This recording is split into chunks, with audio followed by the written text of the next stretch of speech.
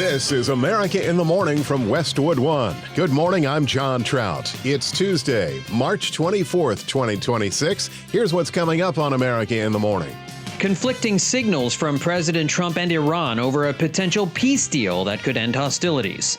I'm John Stolnis in Washington. The pilot and co-pilot of an Air Canada jet were killed while landing at New York's LaGuardia Airport. Julie Walker, New York. Federal immigration agents have been seen at the Atlanta airport after the Trump administration's order amid a partial government shutdown. I'm Haya Punjwani. Stocks are coming off a winning day. Investors are hoping President Trump's latest move is a sign the war will be over soon. I'm Jessica Ettinger. The family of a college student murdered in Chicago is speaking out. I'm Clayton Neville. The Senate clears Markwayne Mullin to head the DHS. The Supreme Court has rejected an appeal by Texas death row inmate Rodney Reed. I'm Lisa Dwyer. All ahead on America in the Morning. On Monday, President Trump and Iranian officials appeared at odds over whether the two sides were negotiating a deal that would head off threats the president made just 24 hours earlier to bomb Iran's civilian nuclear and energy sites. John Stolnis has the latest from Washington. President Trump made the surprising announcement on Truth Social early Monday, saying the two sides were engaging in, quote, very strong talks, and that the president was postponing his threatened strikes on Iranian power plants until Friday. However, Iran's parliament speaker disputed that peace talks were being held at all, saying Trump was trying to manipulate the energy markets.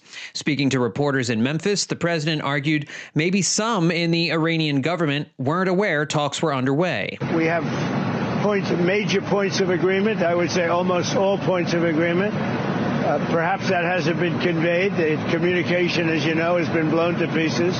They're unable to talk to each other. But we've had very strong talks. Mr. Witkoff and Mr. Kushner had them. They went, I would say, perfectly. Energy markets did respond positively to the president's message, and Trump said many things have already been agreed upon. Many, like 15 points. 15 points. Well, they're not going to have a nuclear weapon. That's number one. That's number 1, 2, and 3. They will never have a nuclear weapon. They've agreed to that. The Strait of Hormuz remains closed by Iran, but President Trump said he's hopeful the talks will reopen the strait for oil tanker traffic. That'll be opened very soon if this works. How soon? And who's in control of it? Will Iran still be able to control the flow of oil? Be jointly controlled. By whom? Maybe me. The president was also pressed about his decision to allow Iranian oil already at sea to be purchased, giving Iran billions in oil revenue during a time Americans are fighting them. Well, I just want to have as much oil in the system as possible. And we don't even know if Iran gets that money. Frankly, I think it's very hard for them to get it. But you have ships that are out there that are loaded up with oil. Rather than keep it there, I would rather see it go to the system. Despite the peace talks, both Israel and the U.S. continued their bombing attacks on sites inside Iran and Lebanon. John Stolnis, Washington. 2 pilots are dead. A flight attendant is lucky to be alive, and over 36 passengers were hurt when a plane landing at New York's LaGuardia Airport collided with a fire truck on the runway that was responding to a separate airline incident Sunday night. Correspondent Julie Walker reports. Audio courtesy WABC-TV New York. At approximately 11:40, Air Canada Flight 8646, operated by Jazz, collided with the Port Authority aircraft rescue and firefighting vehicle on runway 4. The plane carried 72 passengers and 4 crew. An Air Canada jet was arriving at LaGuardia Airport in New York when a fire truck was on the runway responding to another emergency when the crash occurred late Sunday night. There were 72 passengers on the plane and 4 crew. Approximately 40 people were sent to the hospital after the crash. Several have also been released. As has been reported, the 2 pilots of the aircraft passed away in the crash. You can hear air traffic controllers from the tower, courtesy of Live ATC. Truck 1 and Company, LaGuardia Tower, requesting to cross 4 at Delta. Truck 1 and Company, cross 4 at Delta. Truck 1 and Company, crossing 4 at Delta. Frontier 4195 to stop there, please. Stop, Truck 1, stop. Stop, Truck 1, stop. Stop, Truck 1, stop. Del 2603, go around, runway heading 2000. Jet 646. Jet 646, I see you collide with a vehicle there, just hold position. I know you can't move. The vehicles are responding to you now. The Air Canada pilot and co-pilot were killed. Dozens more injured, including flight attendant Solange Tremblay, who was thrown out of the plane 100 yards, strapped to her front seat, according to her daughter, Sarah Lepin, who told Canadian news station TVA Nouvelle her mother suffered multiple fractures to her leg and needs surgery, but her survival is a total miracle. The front of the plane was crumpled, the fire truck on its side. It was responding to a United flight that had declared an emergency because of an odor on board. Julie Walker, New York. When we return on America in the Morning, ICE agents policing our nation's airports after these messages.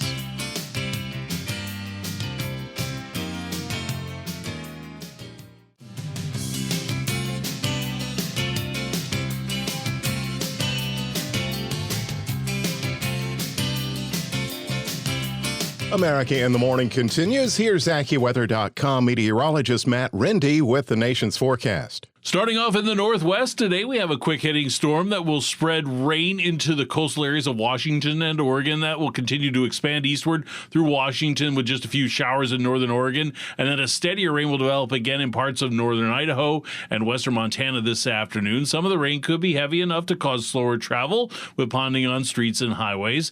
The rest of the west will remain quiet. There will be plenty of sunshine through California, eastward to Nevada, Utah, and Colorado, as well as Arizona and New Mexico. Is also going to be another very warm to hot afternoon for many areas, with records likely to topple again. Today will make it a full week of records for some of the southwest cities like Las Vegas, Nevada, and Phoenix, Arizona. And additional records are likely to fall Thursday and even Friday.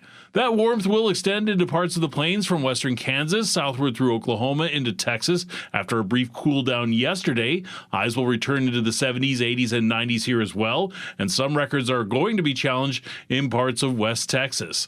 The Clipper system will move mostly through Canada, but a cold front from that system will lead to some rain and snow showers through northern Great Lakes into Wisconsin and Michigan this morning, and then continue to build into northern New York and New England later this afternoon into tonight. And the last part of the recent storm in the east will have a lingering cold front across the southeast, some showers through parts of Mississippi, eastward to Georgia, and a couple of thunderstorms over northern Florida. That's the weather across America.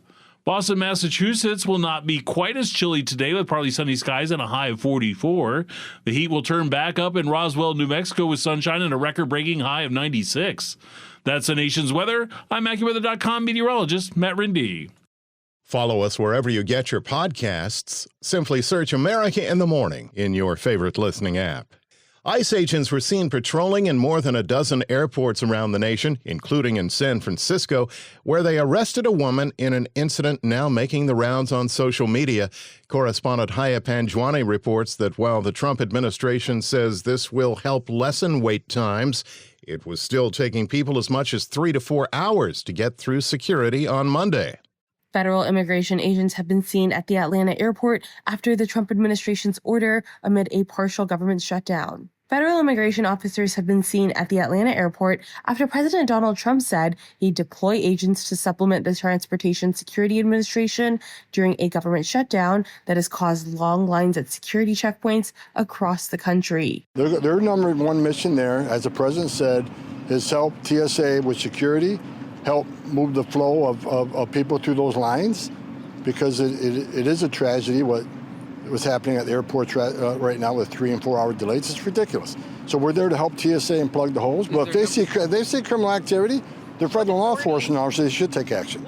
On Monday morning, a handful of federal agents were seen by the Associated Press near busy lines of Hartsfield-Jackson International Airport. Federal agents are a routine presence at international airports where Customs and Border Protection officers screen arriving travelers, and Homeland Security investigations agents handle criminal cases tied to smuggling, trafficking, and fraud. I'm Haya Panjwani. The U.S. Senate confirmed Mark Wayne Mullen as Homeland Security Secretary late Monday, approving President Trump's nominee to take over the department following his firing of Kristi Noem. Senators confirmed him on a largely party-line vote, 54-45, with 2 Democrats voting against their party to approve Mullen, while Kentucky's Rand Paul was the lone GOP no vote. Mullen, a senator from Oklahoma, takes over at a difficult time as the Department of Homeland Security is dealing with a shutdown of funds. ICE agents are now patrolling many of the nation's airports, and TSA agents are among those who are not getting paychecks. Mullen's first challenge? To restore routine funding to the department that's been blocked since mid-February as Democrats demand tighter restraints on ICE agents. When America in the Morning continues, the war in Iran creating new economic challenges for U.S. farmers. After these messages.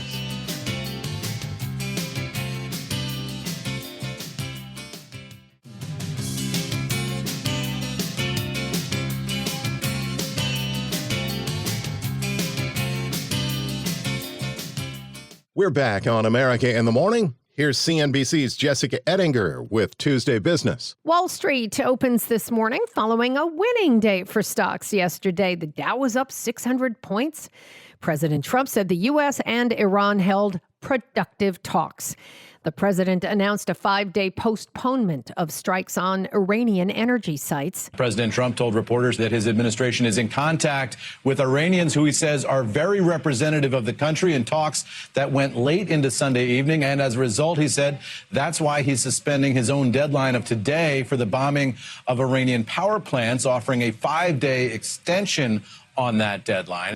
But we did see the Speaker of the Iranian parliament post a denial on social media today that any such negotiations had taken place, and describing the president's comments as fake news used to manipulate financial and oil markets.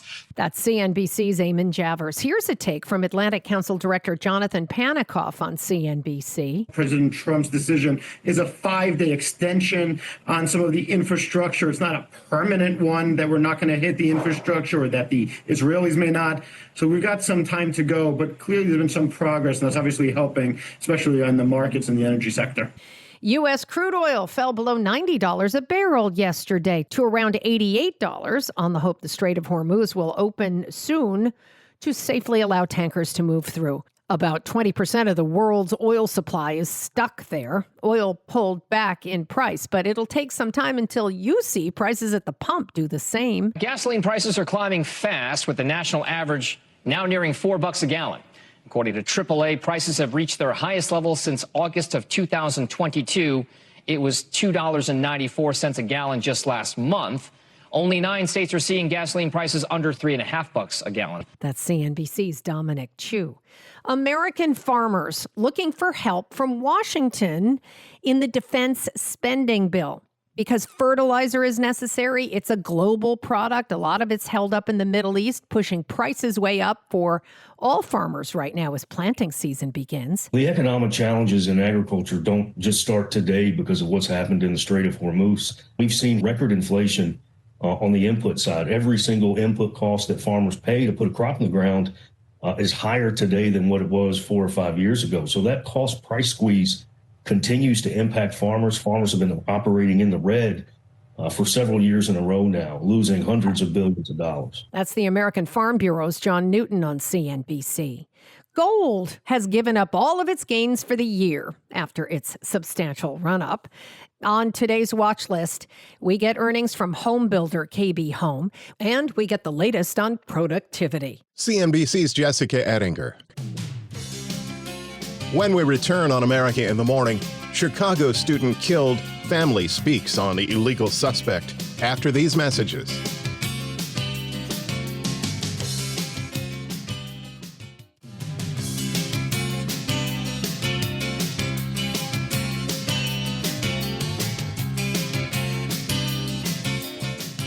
The family of the college student in Chicago who was killed allegedly by a man in the United States illegally is speaking out about the suspect. Correspondent Clayton Neville reports. 18-year-old Sheridan Gorman was killed last week near Toby Prince Beach Park, near the Loyola University Chicago campus where she went to school. 25-year-old Jose Medina was arrested on suspicion of murder, attempted murder, and other gun-related charges in connection with her killing. Police say the gunman wore black clothes and a black mask when he allegedly shot Gorman while she was out with her friends. dispatch audio after the shooting was called in. We got shots fired. Federal officials say that Medina was apprehended illegally in the United States several years ago, but was released back into the country. In a statement, Gorman's family said when systems fail, the consequences are not abstract. They're real. And in our case, the statement insisted they're permanent. I'm Clayton Neville. There is another legal setback for a Texas death row inmate, this time from the nation's highest court. Correspondent Lisa Dwyer has that story. The Supreme Court has rejected an appeal by Texas death row inmate Rodney Reed, who was sentenced to death in the killing of 19-year-old Stacy Stites in 1996. Prosecutors have refused to allow for DNA testing of the webbed belt used to strangle Stites. Reed maintains that he was having a consensual affair with Stites and that her former police officer fiance was the real killer. The three liberal justices on the Supreme Court dissented, with Justice Sonia Sotomayor writing in an opinion that it is inexplicable why prosecutors would not allow the belt to be tested, and that Reed will likely be executed without ever knowing whose DNA is actually on the belt. I'm Lisa Dwyer. America in the Morning for Tuesday, March 24th, 2026 is produced by Jeff McKay. I'm John Trout. This is Westwood One.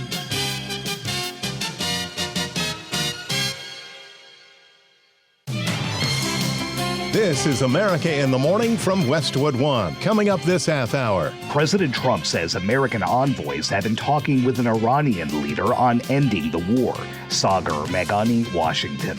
Slow going at American airports. It was something that I've never seen before. I'm Clayton Neville. A mother and daughter caught in a tussle with federal agents at a busy airport. Shame on you. I'm Joan Jones.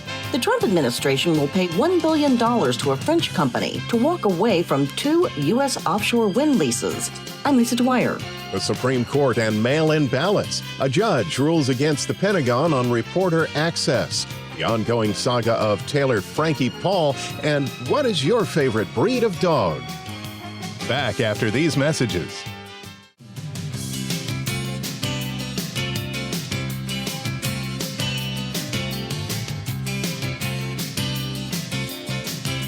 We're back on America in the Morning, looking out for showers around the nation today. AccuWeather.com meteorologist Matt Rindy. Matt? The last part of a recent storm in the east has a lingering cold front in the southeast, and this is going to lead to a few showers through parts of Mississippi, eastward to Georgia, with a couple of thunderstorms developing over northern Florida.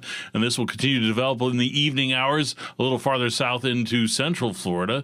The rest of the east is going to be largely dry today with some sunshine. Highs will range from the 30s in the north and warming to the 50s in the mid-Atlantic, and then 60s and 70s into the southeast. This is near or just below the historical average for late March. There is a Clipper system moving through mostly Canada, but the cold front from that system could lead to a few rain and snow showers through the northern Great Lakes in Wisconsin and Michigan this morning, and then continue to build into northern New York and New England later this afternoon into tonight.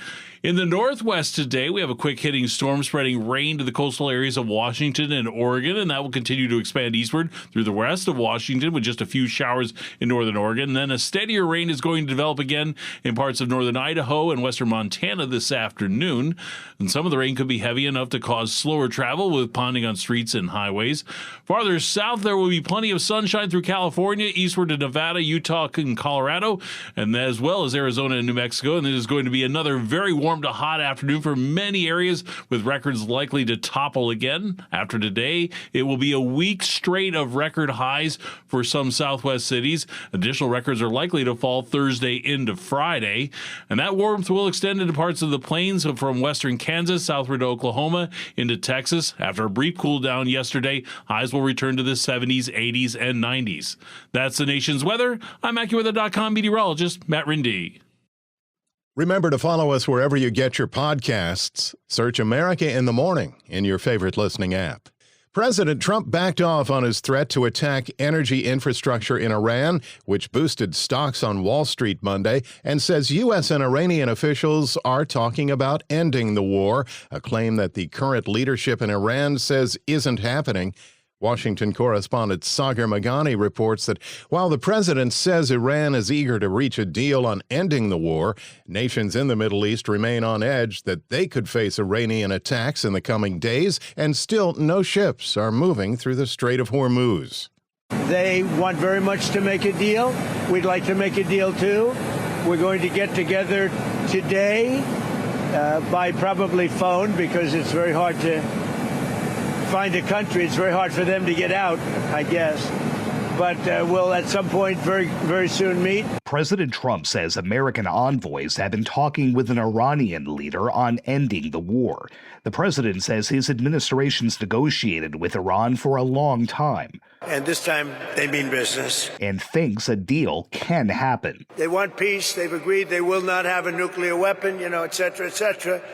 But we'll see. You have to get it done. But I would say there's a very good chance. The president says he's delaying by 5 days plans to bomb Iran's power plants due to progress in the talks. And so we're giving it 5 days, and then we're going to see where that takes us. And I would say at the end of this period, I think it could very well end up being a very good deal for everybody. As good as if we went all the way and just literally annihilated the place, which if we don't have to do that, that would be a good thing, not a bad thing. But he did not say with whom the U.S. is talking. We're doing a 5-day period. We'll see how that goes.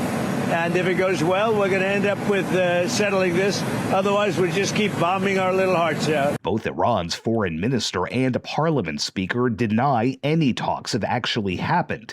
They're accusing the president of spinning a tale to boost markets and lower gas prices. Sagar Meghani, Washington. There's angst at the nation's airports as a continued partial government shutdown is causing significant disruptions at airports across the country, creating hours-long lines to move through TSA agents who are not getting paid. Correspondent Clayton Neville reports. TSA officers who are in charge of security screenings at American airports are not being paid during the current partial government shutdown, which includes parts of the Department of Homeland Security. The holdup is over Democrat demands surrounding ICE and Republicans' unwillingness to give in to those demands, which include more regulations for ICE agents. As TSA agents call out sick or look for other work, TSA lines are slowing down and growing in length. This traveler spoke with ABC News. Our flight was at 11:10. However, when it started getting to 10:45, I said, we're not going to make this flight. It was something that I've never seen before, and I hope I don't see it again. Bush Continental Airport in Houston saw hours-long security lines over the weekend and lines as long as 4 hours on Monday. Donald Trump is now saying we'll pay TSA only after Congress passes voter suppression. What a ridiculous thing to do. What a callous thing to do. Senate Minority Leader Chuck Schumer pushing back against the Trump administration's decision to deploy ICE agents to help TSA agents at airports. Everywhere ICE goes, trouble follows. We've seen that. And it is highly likely the airports will be no exception. No one trusts that ICE is going to make things better. Border Czar Tom Homan insists that ICE agents are playing a support role. We're simply there to help TSA do their job in areas that don't need their specialized expertise. He spoke with CNN's State of the Union. My opinion is that we concentrate on the airports where the longest waits are. We prioritize those. The large airports where there's a long wait, like 3 hours. I think we got to prioritize what we do like we do everything else. According to DHS, absences among TSA workers reached the highest it's been since the partial shutdown began 5 weeks ago over the weekend. The agency said more than a third of TSA staff at airports in New York, Houston, and Atlanta were absent or called in sick. Many airports now encouraging travelers to get to the airport at least several hours before their flights to make sure they get through TSA. I'm Clayton Neville. A viral video of a mother struggling against ICE agents at San Francisco's airport Sunday sent a lot of social media viewers into a panic. It came at the same time as President Trump said he would send ICE to some airports to help ease the long wait times at TSA checkpoints. Joan Jones reports. The incident was seen by millions of social media users, the mother being taken down by ICE agents as a young girl cries in the background. Crowds gathered around those agents and berated them. Leave her alone! What the hell are you doing? I hope you're so fucking proud of yourselves, you fucking You're on video now, too. But there was more to the story than meets the eye. DHS posted later that that woman was part of a family of illegal aliens who had their final removal order from an immigration judge in 2019. And after 7 years, they were being escorted to an airplane for removal to their home country of Guatemala.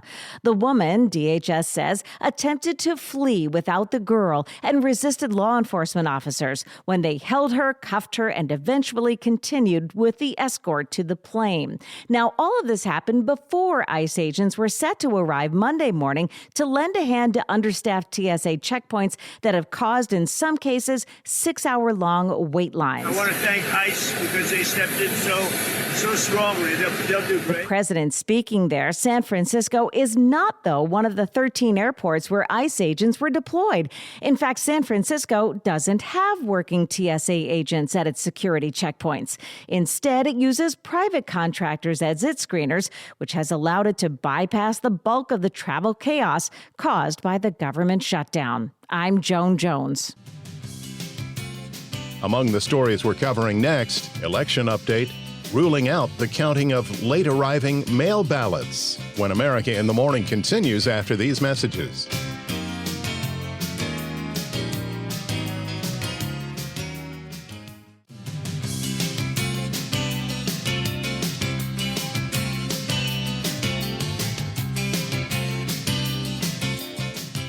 The Supreme Court's conservative majority sounded open to ruling out state laws that allow the counting of late-arriving mail ballots, a policy supported by President Trump.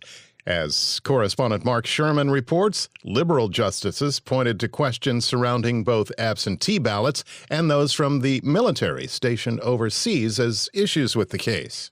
The court's conservative majority sounded open to ruling out laws in 14 states and the District of Columbia that allow ballots that arrive after Election Day to be counted. If we start with that, if I have nothing more to look at than the phrase Election Day, I think this is the day in which everything is going to take place.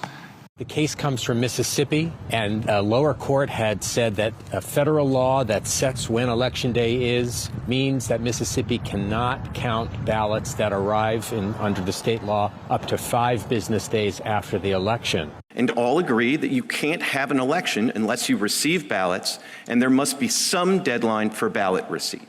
Nonetheless, Mississippi insists that ballots can trickle in days or even weeks after Election Day. That position is wrong as a matter of text, precedent, history, and common sense. The outcome of the case could affect voting in the 2026 elections because if the court says these relaxed ballot deadlines are no good, states will have to scramble to change their policies and laws regarding late arriving ballots. In addition, another 15 states allow ballots from military and overseas voters to be counted if they arrive later than Election Day. It's unclear how this case would affect those states. And so the question, I think, really is what did Congress intend with its statement about Election Day? Did it mean to cabin the states so that they did not have the discretion to make these kinds of decisions? And potentially early voting and absentee voting in general could be called into question by the court's ruling. Correspondent Mark Sherman. The Trump administration has made a deal with an energy provider to halt 2 offshore wind projects at a very hefty price. Correspondent Lisa Dwyer reports. The Trump administration will pay $1 billion to a French company to walk away from 2 U.S. offshore wind leases. Total Energies has agreed to what's essentially a refund of its leases for projects off the coast of North Carolina and New York, and will invest the money instead in fossil fuel projects. Before Christmas, the Trump administration tried to halt offshore wind construction, citing national security concerns, but federal judges overturned those orders. Environmental groups denounced the New Deal as an alternate way to block wind projects. I'm Lisa Dwyer. The U.S. Defense Department will remove media offices from the Pentagon after a federal judge sided with the New York Times in a lawsuit challenging limits on reporters' access to the building. A release from the Pentagon stated that journalists will eventually be able to work from an annex outside the building, which they said will be available when ready, with no timetable as to when that'll be in place.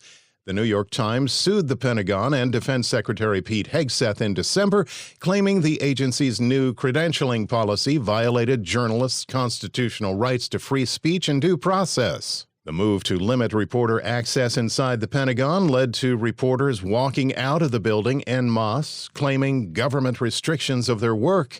Attorneys for the Pentagon said they'll appeal the decision by the U.S. District Judge.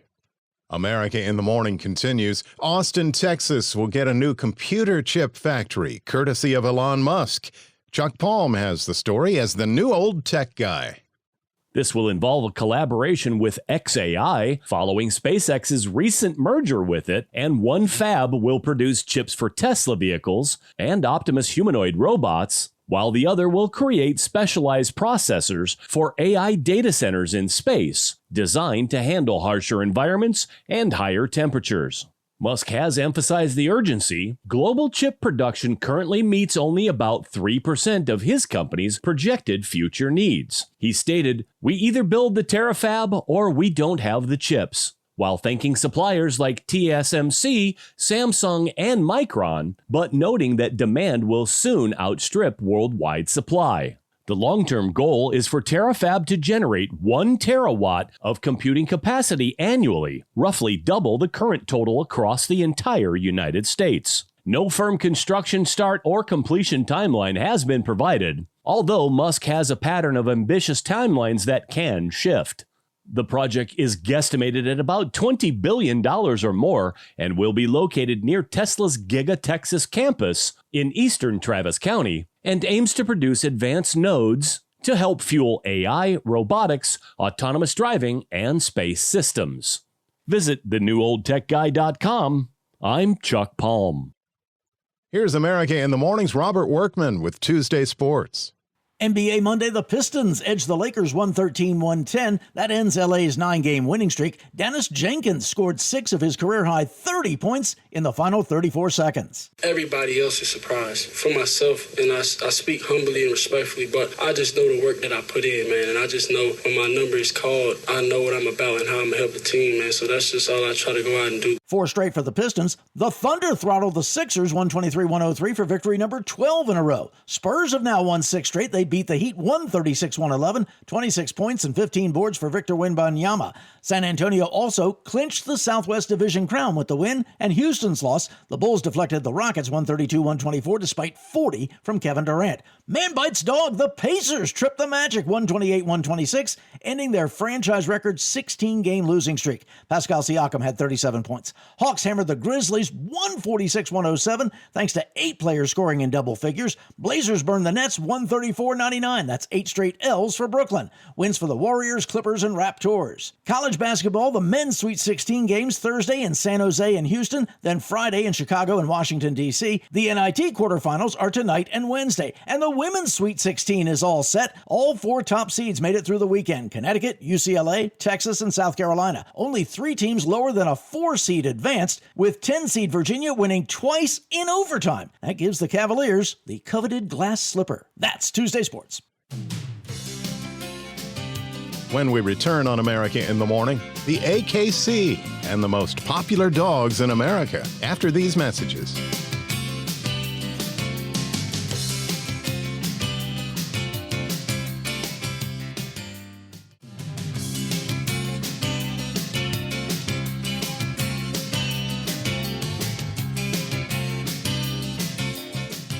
This is America in the Morning.